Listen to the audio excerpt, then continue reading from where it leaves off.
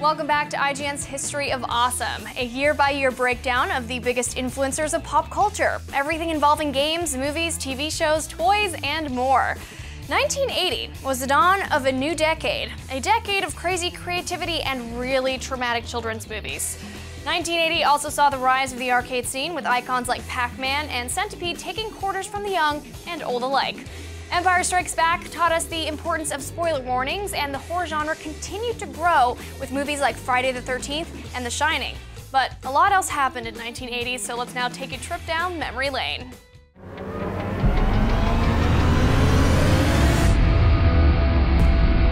Welcome back, everybody, to History of Awesome. I'm your host, Max Scoville. Joining me today, Jim Vejvoda, Per Schneider, and Sam Claiborne. What's up, everybody? What's up, everybody? Today we're talking about 1980. I wasn't born yet, and I wouldn't be for 6 years, so you guys take it away. Oh my God! Back then. So fetus Max, no, but fetus Sam, no? Yeah, were you my born? fetus made it into 1980 briefly. Yeah. Okay. So you're more of a scratch kind of at that point. Yeah. Scratching in daddy's pants. So we I were lived alive. 1980. Yeah. I love this year. I The was. beauty is, you didn't really have to be there because we have the internet and, well, we did have Not Blockbuster there. Video. That's not good there anymore. But I mean, I grew up on the same kind of media that I think a lot of us did. And, you know, a lot of cool things happened in 1980 that are totally worth talking about. A really big one, I think we should probably start with this just because it's very significant, specifically at IGN, but arcade culture started kind of first the video and game foremost. explosion. That's right. Indeed, yeah. Up until 1980, arcade machines were they were sort of like part of the whole family fun center, you know, kind of boardwalk type of thing. And with the release of Pac-Man and Centipede and Lots of games. Battlezone. you should know this, yeah. Yeah. Defender. Yeah. Berserk. This is the year where blockbusters happened in spades instead of just like, you know, Pong happened, and then a little bit after that, you know, like Space Invaders happened in '78, and then Asteroids in '79. But then all of a sudden there was a huge amount of games. And where are you going to put them? You can put them in the gas station, a few of them. You can put a few of them in the grocery store. But you have to have a place to house a lot of them. And that's when neighborhoods, like outside of high school, where you got out, they would put an arcade there. It'd be filled with games. That's kind of how pathetic, though, that is. You know, your arcade game at the gas station. Come on, guys, let's go hang out at the gas station. So play a video game. I grew up in Germany. It was a little different. I remember as a kid going into the local pubs. You know, they're all the kind of not beer halls like Bavaria, but like pubs, and you can bring your kids in there. It's totally fine. And they would always have machines. You know, Dig Dug later there as well. Asteroids were and Space Invaders were everywhere. And like I remember as a kid, there were units that were hanging from the wall, and I wasn't tall enough to see, and somebody would like bring a bar stool and be standing on it. But with Pac-Man, it was just so significant because it was really the birth of the character-driven video game. You know, you had the invaders and they all had personalities, but with Pac-Man suddenly became about a recognizable character. And it wasn't based on anything. It was a video game for the sake of being a video game. Yep. It wasn't based on ping pong. It wasn't based on shooting aliens. It was based on some nebulous, like bizarre concept of a very hungry circle in a maze being chased by ghosts. 4 unique ghost characters too. I mean, they were just different colors, but they actually had different AI patterns, which was really evolved for the times as well, right? I have them all right here, Per, in my trusty You brought Scoring them? Big at Pac-Man. Wow. The crucial document of the era. It has all the mazes up into the 9th key, which is really what you need. Wow. Have you ever gotten a perfect score? No, so in Pac-Man, it was really interesting. Unlike subsequent Pac-Man games like Mrs. Pac-Man, you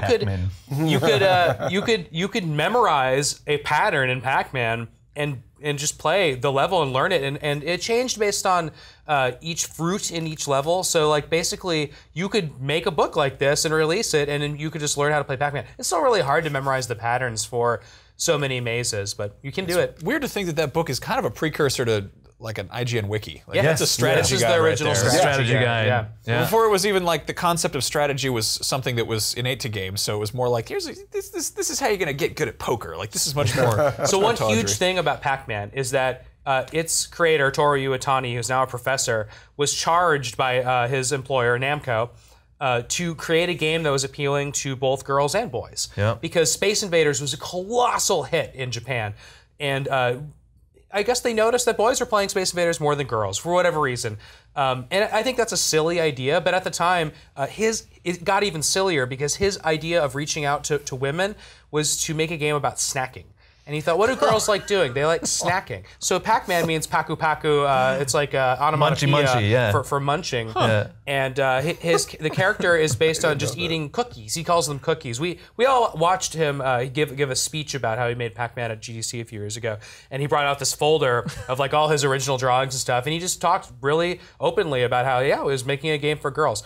Now, not only did Pac-Man come out and be a complete hit for everybody, girls liked it, boys liked it, it's a great game. You know, it's not made for girls, it's a great game, so everybody loves it. Good. And that was, but it wasn't just Pac-Man, right? Like Centipede came out that same year. And was also not designed to appeal to women necessarily, but designed significantly by Donna C. Bailey and Ed Logg. Donna Bailey was one of the first women game designers ever, and she specifically recounts choosing the color palette of Centipede, which is so 1980. It's like purple and pink and green. It's these weird pastels juxtaposed with each other, and she thinks that has something to do with its appeal. But girls really liked that game too, anecdotally. And of course, arcades became a place where it wasn't just scary teenagers that were in anymore. Which to me, I don't know. I mean, you guys obviously played Centipede afterwards, right? Once you were born. Like graphics were terrible for me. But the color scheme is absolutely crazy. It's so psychedelic, and on the original monitor, the CRTs, it looks so vibrant. But like, I always figured that was a really hardcore game already. It was hard. It's really just fast, and you're using a trackball, which is faster than a joystick. We didn't even know at the time like what games would be controlled as for years to come. But Pac-Man actually had a 4-way joystick. No games had joysticks at the time. It pioneered that. It made that a standard idea. Just moving up, left, right, and down was not around really. I mean, this was all evolved from like Pong had dials. Dials, and of course Asteroids had a big panel. And then this same year, Missile Command came out with a trackball, and then also Defender. Now, Defender looks like it should be a side-scrolling space shooter that's easy to control. It's not. There's like 30 buttons on this control panel, and you have to in one little joystick that just moves right and left, and then everything else like is thrust, reverse, hyperspace, shoot. It's just, you're touching all these buttons at once, and if you can get good at that, you can be great at Defender. Otherwise, you just blow up. Which is funny because it's simplified now, right? When you play Defender now, you get your standard controls. Yeah, if you play it like on a collection or something like that. It's weird to think that video games like made it this far, you know? Yeah. Well, they were so diverse already at the time, too. We're already talking about very diverse games. Battlezone came out that year. It was a 3D tank simulator that you put your face into, and it drew with math this amazing landscape with tanks rolling around. Like, if you walked into an arcade in 1980, it was nothing like a boardwalk. It was all video games. Pinball was struggling a little bit by this point. And every game was unique and amazing, and that carried on for the next 2 years. And teenagers could smoke in there too. Absolutely, which was important. And eat while playing games. My whole like, perspective on like original arcade culture is all the scenes in Fast Times at Ridgemont High, which great documentary. It came out in 1983. But that's my frame of reference for that. Everything I saw was much dumber in 1990s. Square Pegs is a really good Pac-Man episode. I highly recommend. All right, so moving on. A lot of big movies came out in 1980.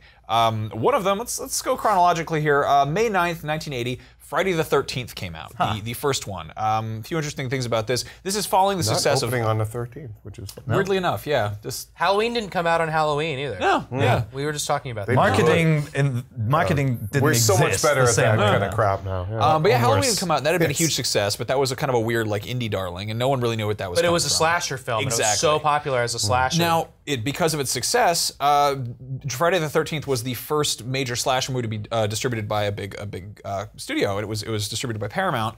It took a lot of inspiration from the Italian slasher flick Bay of Blood, and it had a 22-year-old Kevin Bacon in it. That's right. Yeah.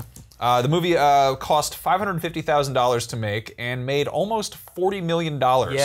Which is that was a nuts. trend at that time. These indie movies making big bucks. You know, what's really remarkable about this movie is that Friday the 13th movies became monster movies. But Friday the 13th isn't really like a monster movie, really. There's really a supernatural I guess we should entity. We can talk about we can address what happened. It's been 35 years. I think we can acknowledge the fact that Jason isn't in Friday the 13th. No. Not really. Sort of. Kind of a little bit. Mom. But it's his mom. It's Pamela Voorhees. Yeah. Which is, I mean, drawing heavily from Psycho, you know? Like that whole...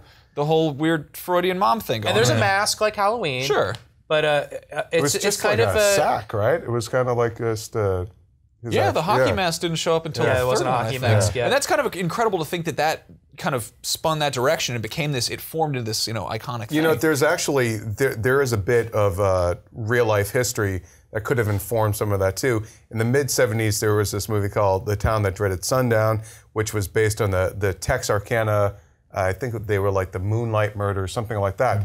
And it was a guy, and he was never caught. This guy going around with basically a sack over his head, That's what killing Texas people, Chainsaw Massacre was killing. based on too, right? No, that was based on a real the same guy Ed that Gein, That was right? Ed Gein, yeah. So this was a guy in the '40s doing this Oh, stuff. really? Long Yeah, time it was ago? like Okay. late '40s, and they never caught him. And there are a lot of theories about who he was, but the idea of the mass killer going around killing teenagers making out. Yeah. Sure. I mean, it's So- a little scary to find A out little that bit there's a scary. real life. Totally, antecedent Zodiac to it, Killer was but- like that too in Yeah, San Francisco. yeah.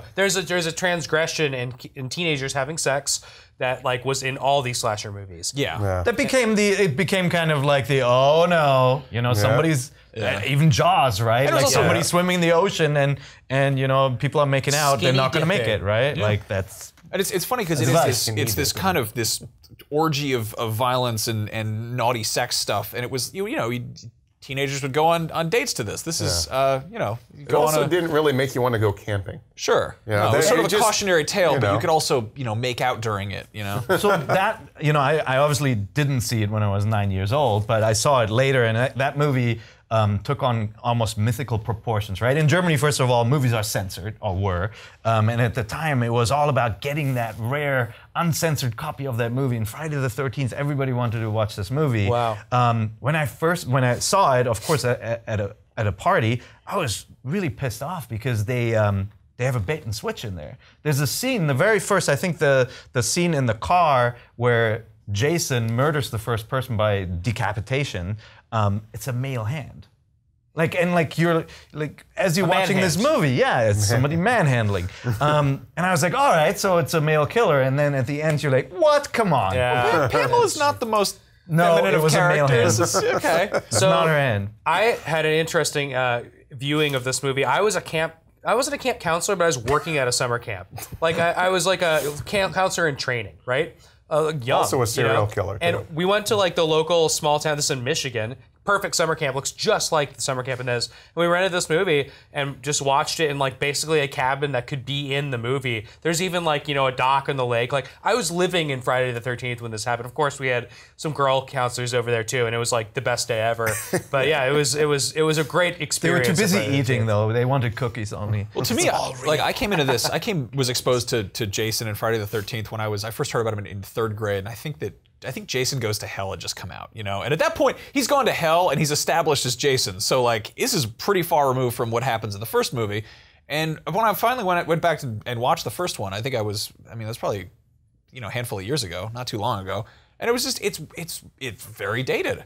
The special effects and the gore are It's still a mess. fantastic. It's but not it's as fun to watch as something like Halloween anymore. Halloween's still really Yeah, good. exactly. Halloween holds up. I think what's impressive about those is they have, because they're so dated, they almost have this kind of found footage feel to them. Like they feel like they're kind of like this is something that's There is a lot of that kind of grainy look to stuff that just is a byproduct of what they filmed on and stuff. But now, given what we sort of, even the fact that they were made very low budget and then made all this money. I mean, that's basically micro-budget horror filmmaking, which Blumhouse does now. And, Yeah, it's back, right? Yeah, It's all it's happening everything again, kind of yeah. comes full circle. Yeah.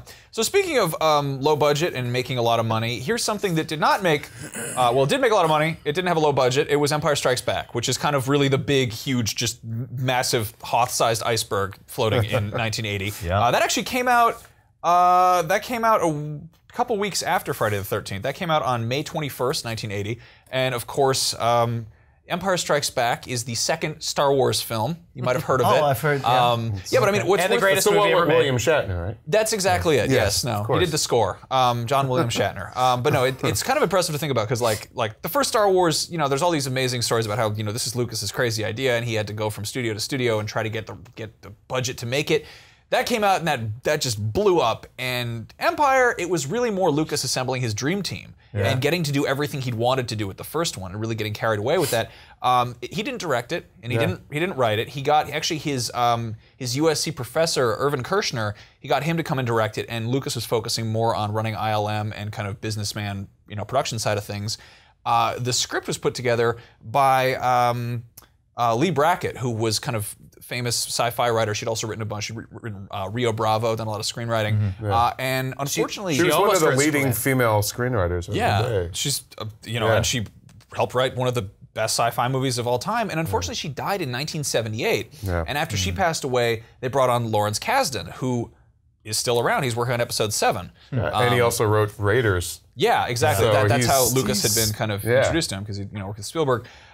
Here's like the thing that I think is really fascinating here is that they really they had ideas from the first one. That it wasn't so much that kind of that sequelitis where it's like, oh, we got to do something new this time. It's like, we want to do something new, Yeah. And it's such a different movie. I mean, the whole setup of Empire, it's so gutsy how, it basically starts off and tells you right off the bat, if you haven't seen the first movie, you're screwed. Yeah. And it ends that same way. It basically says, if you're not going to watch the third movie, you're screwed. But it's also, though, it does kind of throw back, like the original, but that, like serials. You had to have seen the previous chapter for this one to make sense. And it even ends on kind of a cliffhanger, like the way serials did. It's also a far more adult movie. Yeah. I mean, more adult themes. I mean, just the fact that, Han Solo basically being put into, deep freeze. You're a kid, you watch that, you're kind of transfixed. Yeah. You're transfixed, though, by the, what the hell are they torturing him? Yeah. They freeze him alive. And of course, the scenes with Darth Vader are very scary, Luke too. Luke gets his hand cut off. He's hung upside down with a creature. Ghost Darth loses his head. And there's so much in there. I mean, the Empire literally strikes back in that movie, right? Like, they are ahead with every move. It's like they drop down these amazing walkers. I mean, AT-ATs are just the coolest machines ever put in. They're just everything a little boy loves. It's space, it's fighting, and basically giant dinosaurs. So cool. Yeah. And then, like every other move, Darth is always ahead, right? Like he's in that meeting room on Bespin, and the doors open, and boom. Of course, it all worked out, causing pain to Luke's friends made Luke go there, and it's like it's such a different movie. It also has one of the biggest kind of twist surprise endings in cinema history. What is it? He's his dad. Oh, okay. But I mean, really, that might not be too much of a surprise because Vader means father in Swedish. That's what I'm. Father. Maybe, It's kind of like I don't speak Swedish. Yeah, I thought it was supposed to mean something like Dark Father or something. Yeah, I mean, he doesn't really hide it too much, but especially now if you watch episode 1, 2, and 3 before watching. that gives it completely away. But it was kept secret from everybody, including the cast, right up until the moment of filming. There was dummy lines and everything. I've been reading a lot about Empire. There's a great history of the Empire Strikes Back book that I recommend. But a lot of the planning for Empire was also about merchandising and about getting these, like Star Wars toys were so popular. And like for some reason, like a big part of the story of making Empire Strikes Back is like, we're gonna get to make more toys, and you can see with that like line of bounty hunters, and they needed something like that. Dude. I had all of that stuff. I mean, I remember my dad was on a business trip, and I think it was in New York, and he called, and he told me that he had seen the new Star Wars movie. Oh man! And I'm like, you saw it without me? I'm like, it's like, don't worry, we're gonna go see it again. It's great, and like, but he's like, there's a big surprise, but I'm not gonna tell you. I'm like, okay. And then of course, you go and you see it. But tell them, spoiler alert, that didn't exist. Yeah, that didn't exist then, but they should have. But no, even on the level of the toys, they started getting more elaborate. I mean, like just some of the Hoth stuff, and there was also huge. And there's like tauntauns, and I think there was a little latch you could put the Luke or whatever action figure you wanted jammed his legs in the hole there. Yeah, same thing they did with the Dewbacks actually. Yeah. There's a Bacta tank you could fill with water. Also the cut belly on the Tauntaun. You can do all that kind of stuff. No, I had a ton there of those. There was C-3PO dismembered and in a bag on Chewbacca's back. That's right. Little black net. There's so much dismemberment in that movie. Yeah, all the movies. There's specifically a Empire. lot of lost limbs in this. Yeah, you just what have else are you gonna Baba do with a first lightsaber, one. right? It's gonna cut off limbs. That's what but they're also for. like all the minor characters that you remember, like Ugnaughts or like Dak. You know, Bosk, I still love. He's a lizard in a flight suit. People, That's what's right. not to love?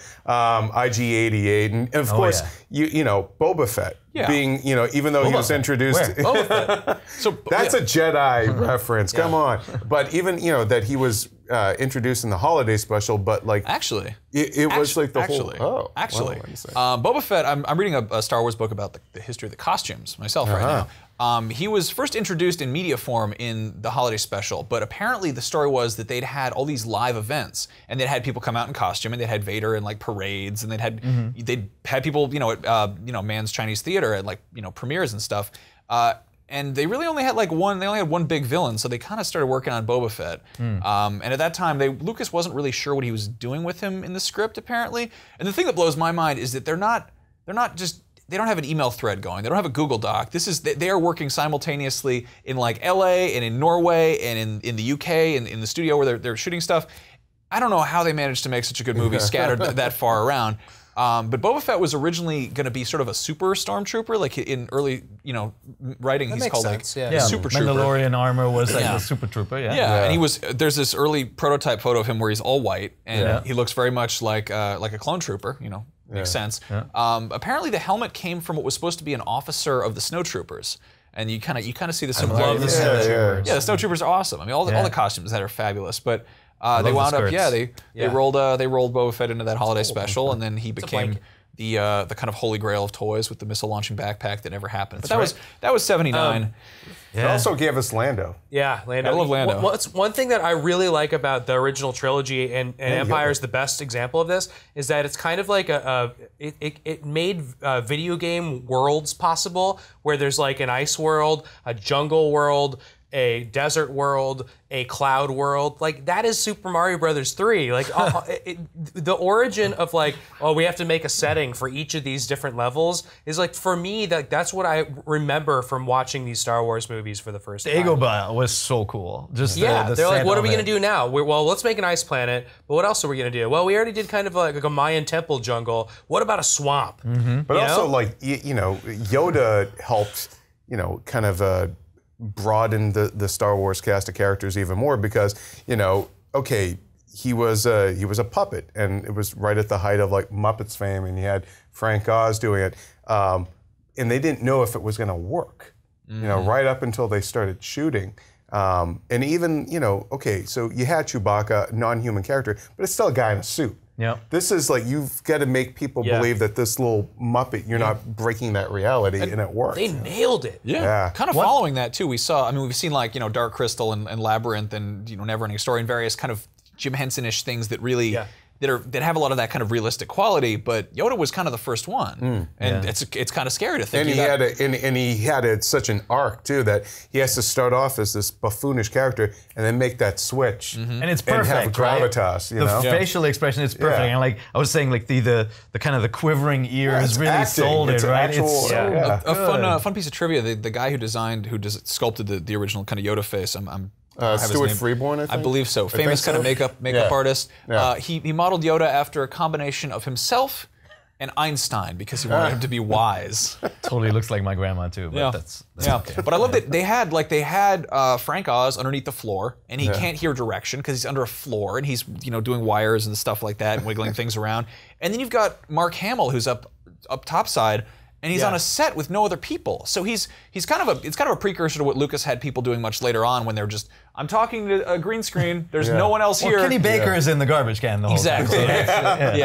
Unless that was an innovation that Frank Oz and Jim Henson made, is that they could go under the floor and then people could interact with Muppets. Yeah. And it happens on the Muppet Show. It happens on Sesame Street. So at least there is somebody there, and you aren't talking to a green screen. And man, it helps performances. And green screens must be so difficult. They're much more human. All three of the first movies, just it feels the interactions are much more. I mean, they're much There's more something there. organic, Even though the dialogue is so stilted. I mean, none of the movies have great writing. Let's be honest. There's just something much more like physical and real about it. Well, like they built everything. Yeah, and watching the behind the scenes of constructing a set that has all this water and like bubbling and smoking, dry ice for the steam. Dry ice stuff. Now, so cool. Speaking of building the world that they were in, the movie's budget actually skyrocketed by about $4 million because of a fire that started at Elm Tree Studios where they were shooting this. because of a different movie that came out in 1980, and that was The Shining. Kubrick. Stanley Kubrick's. So those were filmed simultaneously next to each other. And The Shining came out.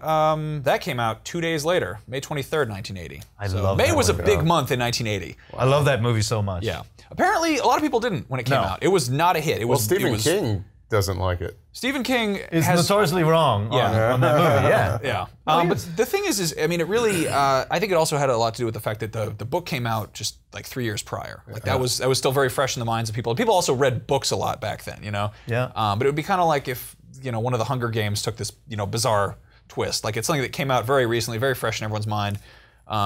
Also, too, it was Jack Nicholson at the height of being Jack Nicholson. Yeah. Like he had come off his Oscar wins and he was already this kind of iconic guy. But let's face it, that moment with the head through the door, here's Johnny. I mean, funny trivia about that is he had been a fire marshal. Jack Nicholson had worked with an actual fire axe, and originally they gave him a fake door to chop through, but he chopped through it too fast, so they had to give him a real door. So he had to start messing up real doors. Because he knew how to do it. Yeah.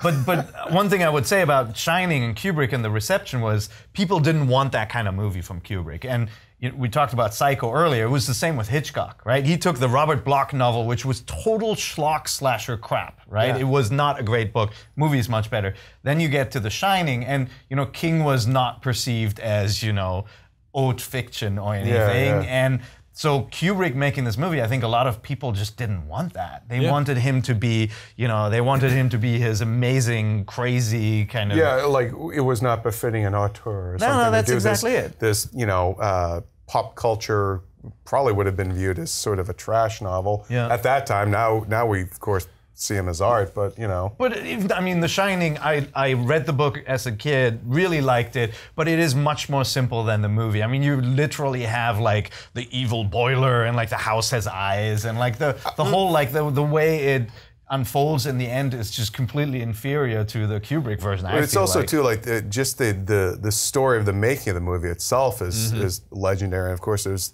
the documentary Room 237. Oh yeah, I was just about to get to that. And that's I mean, there was a Stanley Kubrick exhibit at LACMA in Los Angeles. Yeah, I went. It was LA fantastic. and Hedge maze. They have the it little was, model. and they had like the axe, I think. Yep. They had the twins. dresses of the twins. They did not have an elevator full of blood. No. One of my favorite effects ever. It's so. The I mean, elevator? it's so, Yeah, The maze that's too. unbelievable. Did you? So go back and watch the movie and watch the hedge maze shot. First of all, the real hedge maze didn't exist, right? Yeah. It's a model. It is seamless. You can see them walk around, and it's so seamless. Zooms in and zooms out. It's so well done. And like this is the guy who brought us 2001, of course, which still holds up with special effects. And this movie was no And of different. course, the frozen Jack Nicholson also launched 1,000 memes. So There's that actually to thank. there's apparently there were 2 minutes that were cut from the end of the theatrical version. Like Warner Brothers ordered these last 2 minutes chopped off, where it's basically Wendy waking up in a hospital bed and then being like, "Never found your husband's body," Oh yeah. which doesn't it kind of pulls the rug out one more time. It's sort of an M. Night Shyamalan. Like, did anything happen? Did anything happen in this movie? But they didn't need that. I mean, the zoom in on the photo at the end. No, is exactly. the Yeah. perfect Haunting. ending. Haunting. Yeah. Apparently, there's so much trivia about this movie, and there's so much to discuss about it, so much to unpack. Apparently, the "Here's Johnny" line, the famous "Here's Johnny" going through the door, referring to Ed McMahon on Johnny Carson's show, Ed McMahon introduced Johnny Carson. We know where the reference is from. Anyway, Kubrick didn't catch that. He didn't get that because he grew up in the UK and he didn't watch Ed McMahon, so he almost cut that out. And that's one of the most famous lines in the whole movie. Made no sense for me. Again, I watched it in Germany in German. Yeah. It's like, here's Johnny. His name Got is his not character's Johnny. name wrong. It's What? horrible. It's Jack. It's a terrible movie. Actually, the outtakes from the opening scene were later used by Ridley Scott for the closing scenes of Blade Runner. Different movie. That's a weird thing to use. What I Wait, love the is outtakes? they just the very opening scenes. There were some that were they're driving cut up the out. mountain? Yeah, just mountain shots. Yeah. So if it looks familiar, that's where it's from. I love Oh, that. yeah, that's right, That the montage in the scene. beginning of driving up the crazy mountain passage is so It's wonderful. so Also, awesome. of course, like the Overlook and the Stanley Hotel and everything too. Yeah. Just like again, like we've talked about this in one of the previous chapters in History of Awesome. But it was these kind of horror movie landmark places now, and people still. If you type home into Google Maps, it'll pull up the the Stanley Hotel. Are you serious? Yep, which is That is really, so really cool. terrifying if you're crazy. lost and late at night. And you're just like, I don't know, does this work? And You know what's funny? I mean, the novel Dr. Sleep came out, of course, and it's Stephen King's sequel to The Shining. And it's funny now, if they were, when they're going to make a movie, I'm sure they're going to Yeah. make a movie, you cannot make it as a sequel to The Shining because Halloran, the, Scatman, what's his Yeah, name? Scatman Crothers. Yeah, he dies in the Kubrick version, Yeah. but not in the book. And so he appears in the sequel, of course.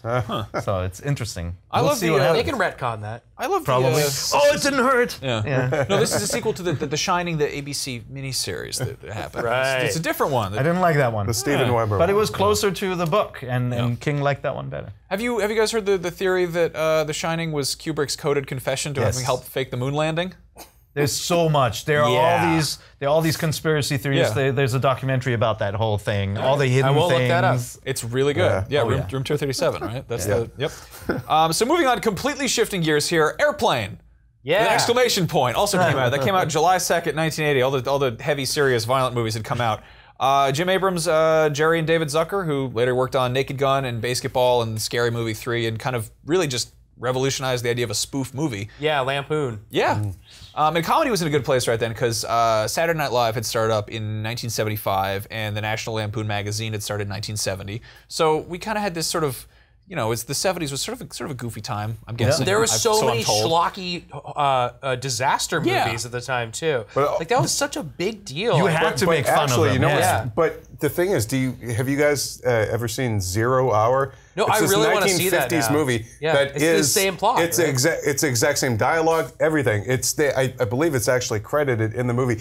There's the main it with guy's the name is pilot Ted Stryker. Everything, Yeah. everything Yeah, is the that's right. exact So same. So funny. they're lampooning an actual movie down to the same dialogue, down to like a Dr. Rumack character. Yeah. Everything is in there. see that. And I think there's on YouTube. There's like kind of a juxtaposed video showing the played straight scene and then the lampoon scene, and it's so impossible to watch 0 Hour through all the way and not like just laugh your ass off. But that was this movie kind of introduced this kind of template of having an actor like Graves or someone Yeah. that like he usually plays it straight Yeah. and then Yeah. plays it against his character, right? Yeah. And then every single line, like you take a line like what was it? Like I take my coffee black like my men. Yeah. And it's said by a little girl, right? Yeah. Like they just kind of play against type, and that's the whole humor.